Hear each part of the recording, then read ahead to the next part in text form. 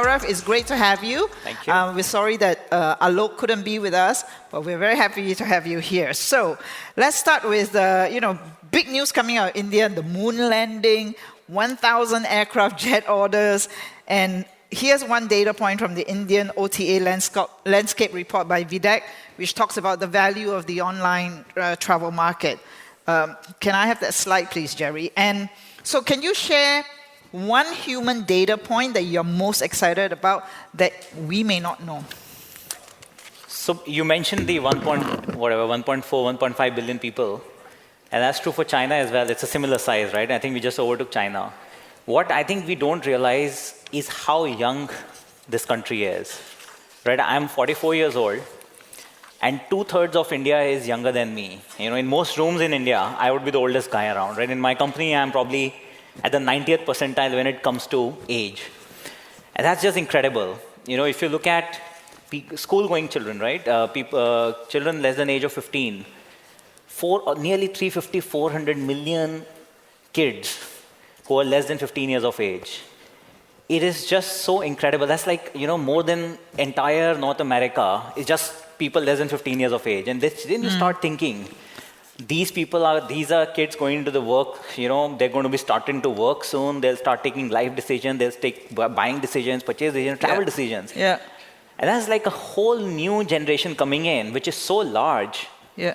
We sometimes miss that in the big number, right? So when we say, okay, let's compare India and China, because both have 1.4 billion, but the nature of this 1.4 billion is very different. It's a true generational push, coming it's in. Massive. And to Oscar's point just now on the panel, where he talked about what he's excited about emerging frontier markets and its impact on all markets. It has never happened before, right? It's first time in the history of mankind.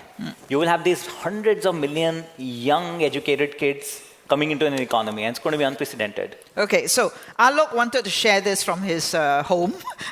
So this is what Alok wanted you guys to know, what this human data point, and it's 10.5 billion UPI real-time transactions a month in India, surpassed China in daily transactions late 2021, and 46% of global digital transactions by volume in 2022. So insane. Look at India Railways, right? 8 billion passengers a year versus airlines 150 million. So Alok wanted to leave that with us.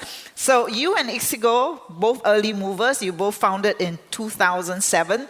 And I know you've been waiting for the right time for a long time. Is this the right time? Well, yes, I think we are starting to get there. India has shown potential for a long time. But a few things that have happened in the last few years, right, have probably the inflection point, and I think digital payments is definitely one of them. The other bit is, I think from for outbound travel to grow, a robust airline infrastructure is very important, and I think we'll get there now. It's starting to become a two-player market, but Air India is a very reliable, they're owned by the Tatas now, Indigo has done very well, so a stable airline infrastructure, the capability to fund 1,000 aircraft, right, that's just incredible. So it's all coming together, right? Young people willing to travel, and post-pandemic, I think the urge to travel Give me a year when you think that inflection point will come. 27. 2027? 2027. 2027. So Alok says 2030. So we'll see who's right. Okay. For those of us who will still be around. Okay. All right. So we're talking about, from your vantage point, you work with offline and online travel agencies in India, right? So have consumer preferences evolved a lot post-COVID? And who are the winners and the losers when it comes to the OTA market right now? I think consumer preferences have changed a lot. One thing that is very prevalent now is, and we are living long weekends, right? It's just like, if a long weekend is coming up 3 months later, people are planning what are they going to do, where are they traveling in that long weekend today. And that is very new, right? The propensity to travel on multiple trips in a year is new for us, right? Earlier, travel used to be one family vacation every 2 years. Now it is, if it's a long weekend, you can't be at home, right? You have to travel. So that's one big change. I think winners and losers, I feel the OTA market needs to evolve a little bit more. We are still very, very airline focused. If you see all the OTAs are focused still, primarily selling air tickets. And I think that needs to evolve because the Indian customer is changing as well. We are hitting, critical mass on outbound travel now. Now, the challenge with outbound travel in India was it's just too small and too fragmented. I think we're starting to hit a critical mass. So we will see more, player solutions, evolve, which will focus on the outbound traveler. So it will favor the ones that will be focused more on the outbound travel. So it looks like all large travel tech companies from India now have either gone public, right? Or are they queue to go public? Yatra had a listing, RateGain listing, Ease My Trip, Make My Trip. Your company, TBO and Ixigo, you both kind of also waiting in the wings, right? So when is going to be the right time for you to go? Look, lawyers advise us to They're not here. never give a date. But I think if the markets hold up for sure in near future, that's a very viable option. A lot of our strategy as a company is banking on inorganic growth as well. And we have assessed, like they were talking about capital is expensive, but we have assessed that as a listed company, I think inorganic growth becomes a little bit easier. So possibly in the near future. Okay, so still back on the table because it was deferred for a while, but back on the table. Absolutely, okay. Absolutely. So you talked about the too much focus on the flight. So let's talk about hotel booking, right? So hotel online booking penetration, despite OTAs having been around for more than a decade, actually in India, is still about 20 to 20%, correct? Yep. Right. So why is that so? And are the tier 2, 3, 4 levels, are they still going to agents or are they still not comfortable booking in advance? So what happens in India is that given how large and diverse we are, you can bucket India into 3 distinct categories. There is the first-time traveler, which is the fastest growing, very large market, but the first-time traveler. They necessarily go to a travel agent because never traveled abroad, don't have a passport, need a visa, need Forex, don't have a credit card which they can put online, or not a large enough credit card to put online. So this category usually goes to a travel agent. It's once in a lifetime for them. They don't want to mess it up. The other end of the spectrum is the well-heeled traveler, right? And India has that as well, right? Even if it is 2% of India's population, it still is a large number. These are people who have traveled a lot, and they realize that convenience, the comfort, the planning, the unique experiences that travel agents bring for them are very important for them, right? So they're not really deal hunting, they're not looking for a discount, but they're looking for a good experience. And then there is this middle spectrum, right? People who have traveled a few times, they're comfortable traveling overseas by themselves, right? So they will book point-to-point travel themselves. I'm going to Dubai or Singapore or Bangkok. I'll go online, I'll make my flights and my hotels online. This segment is primarily what has gone online. Now, within this segment as well, a corporate travel is a big portion of India outbound, and which obviously happens through largely happens through offline TMCs. So yes, the spectrum is large. I think the 20 to 25% will inch up for sure. I doubt it's going to become 60 or 70%. And it has never become 60, 70 in a mature market like US as well, right? Right. So there's going to be enough place for every offline, online player to operate. Right, and you're playing in the middle part as well as the top part. Which part are you playing? Our core, what comes close to our heart is a travel agent, right? We stand for the small travel agent. We empower them. We give them technology. We educate them. We run a whole academy telling travel agents how to serve better. Okay. And our thesis is that the first-time traveler and the well-heeled traveler both need access to travel agencies, and everything we do, sourcing of inventory, the quality of content, how we provide service, how we provide our tools, is really geared towards these 2 spectrums. We do service the middle segment as well, but that's more enterprise, and when we sell to other OTAs or other tour operators. All right, so looking after the travel agents. So another big segment, hotels, is basically trains and buses, and we saw the Indian Railway volume, right? So Ixigo, Paytm, they're really addressing, that transportation market, right? How do you see? Do you think it will become bigger than? I mean, it is going to be bigger than hotels. How do you see that transportation part? So, look, Indian Rail is just massive, right? The numbers are mind blowing. 8 billion passengers. As a business opportunity, because it is so consolidated, there is only one Indian Rail, right? And you literally, I think you get 10 cents as a service fee on every ticket that you sell, right? So as a business opportunity, it's not probably very large. As a game changer for the country, for sure. Right. But what I'm curious is, you've got how many billion passengers traveling by rail, buying online, right? Will these customers ever migrate to therefore booking hotels and air? I think so, yes. So they will migrate to booking hotels and flights. just again, as a business opportunity, will they migrate from booking rail on one app to booking the flight and hotel on the same app is a big question. Because end of the day, when I'm deal hunting, and especially that journey is very price sensitive. I was, traveling on train, and now I want to take my first flight. I'm extremely price sensitive. So I will go online, I will look at all the meta searches, and wherever I find the lowest deal is where I go to, right? So that migration will happen for sure. But will it happen on the same app is still to be tested. So is there a possibility, therefore, for a partner? I mean, I'm sure there are partnerships, but let's imagine India Railways buying an OTA that, therefore, their customers can then buy the whole travel journey. There is an example in Japan, actually. I mean, there is a hospitality provider in Japan, Tech Solution, and they actually partnered with Japan Railways. Right, and they basically now have integrated their technology into the Japan Railways card, Suica, and that card is now becoming, how they open their hotel room and all that. So they then tap into Japan Railways customers. So I'm just wondering whether there is a flow there. That's an interesting thought. I just think the Indian rail opportunity, just in terms of size, revenue, complexity, is so large, it's so huge, and the government is investing so much capex happening on new rail lines as well. It's probably not a priority for them, right? They've got their hands full. You should go and approach them, All right, anyway, you have made a couple of good acquisitions recently, right? You are going global expansion. You're saying Southeast Asia is a very exciting market for you. How important will your home market be in your growth strategy? The home market is very important for us in our growth strategy. Like I said, India, over the next 5 or 7 years, is going to be a very large outbound travel market.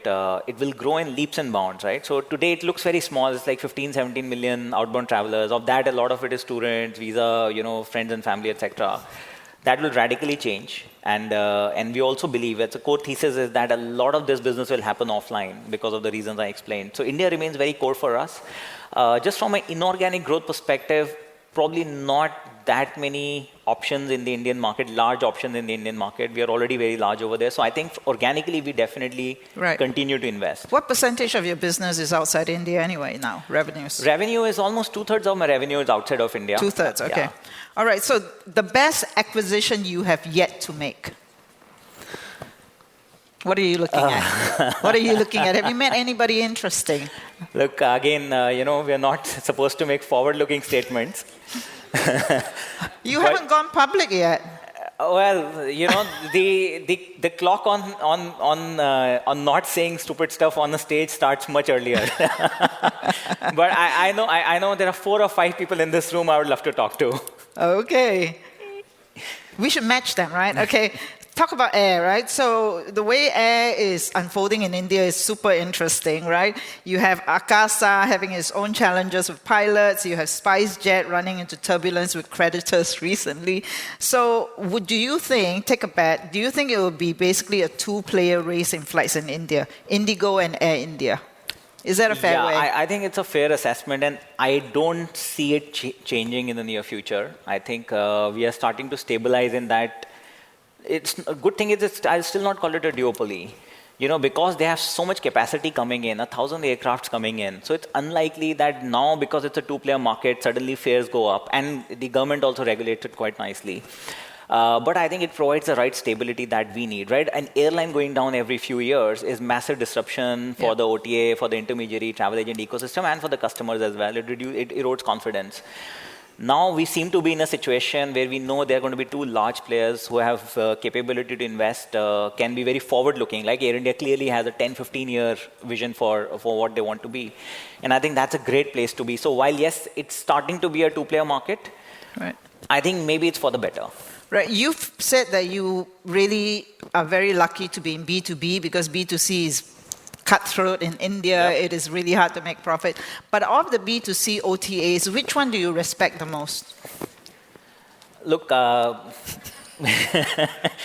Alok, not being there, I'll be respectful to him and say that he's created a very interesting differentiated strategy. Okay. They pivot, and it's just incredible how they pivoted from being a meta to being a full service airline OTA to finding the opportunity on bus. It's pretty incredible. Having said that, I think the big the big disruption or the big innovation in the OTA space is yet to happen. It might be one of the incumbents who would pivot and do something interesting. Or somebody new. Or there's going to be something new. Because look, what we've done, we've replicated the OTA model which Expedia started in mid-90s. And the India OTA model is exactly the same. You can do a from to, put the destination, put the dates and make a search. If we are saying the thesis is India is going to be a very different market, the behavior of consumers is going to be very different, the destinations are going to be different, surely there is a possibility to innovate and create a brand new product. And my guess is it's going to happen over the next few years. Okay, so I went to Google Bard to ask for some Indian proverbs, but Gaurav said that he's never heard of my proverbs. So anyway, but I'm going to ask you also. Anyway, the Indian proverb is, when an elephant is in trouble, even a frog will kick him. What could be the frog that kicks you? See, I've never heard this proverb before. I have no idea what it means. So I think you should have asked ChatGPT instead of Google Bard. But oh, wow. Having said that, yeah, come on, there's a frog out there. Yeah, the frog. I think for Indian travelers, and not necessarily for us as a company, but for the Indian traveler, the frog is the visa regulation. We get so bummed by the, like the European visa, the Schengen visa this summer. It's so painful, right? And there's so much disruption happens, which is a shame. Because when we talk to the tourism boards in Europe, they're wanting the Indian passenger to come in, the Indian traveler to come in.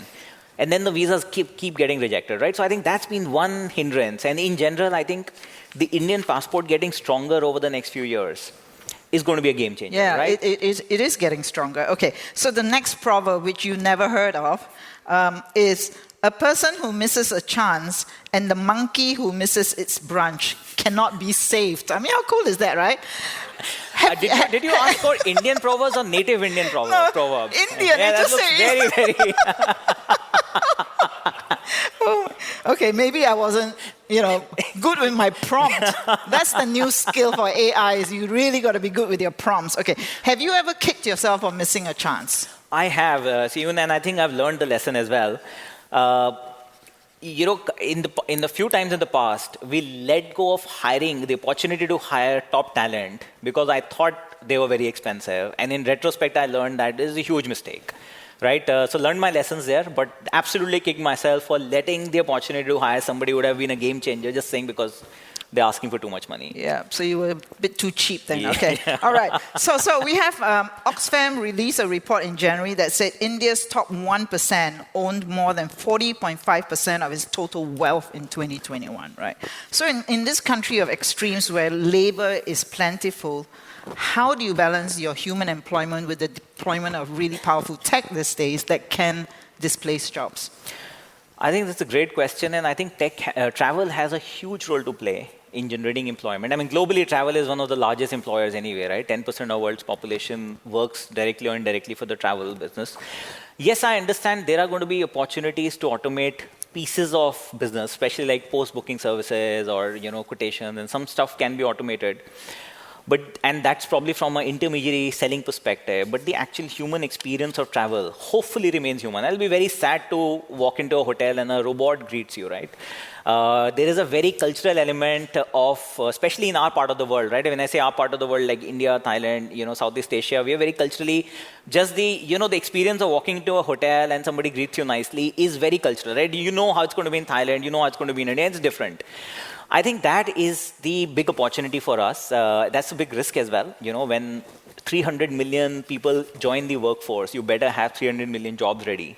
Not going to happen in any other sector, right? Maybe manufacturing to an extent. But beyond that, I think travel is a very low-hanging fruit, creates easy employment, creates entrepreneurship as well, right? Yeah. So I think, yes, AI will play its own role and maybe play a bigger role in Western countries where it's a reverse, right? They don't have enough people to serve, right? So I doubt the human experience gets replaced very quickly, but where we have human beings to service better, why should we replace that with AI? I like what you said about, the cultural DNA of each place, and that is truly, I've been writing about it. I think I'm a bit obsessed about it, but really, it's really the cultural knowledge that cannot be codified. Oh, absolutely. Right? Yeah, everything that's the beauty of travel, right? That is the reason cultural we travel. DNA. Okay, so we have rapid fire, okay? The one human quality you need to work on yourself to take your business to the moon. I think patience. He's been very patient with me, right? Okay. All right. So if you could travel to the moon, what would be the book you bring along to leave behind for other life to discover? Hitchhiker's Guide to the Galaxy. Cool. All right. Please join me in thanking Gaurav for this Thank you. fantastic conversation. Thank you, Gaurav. Thank you. Thank you.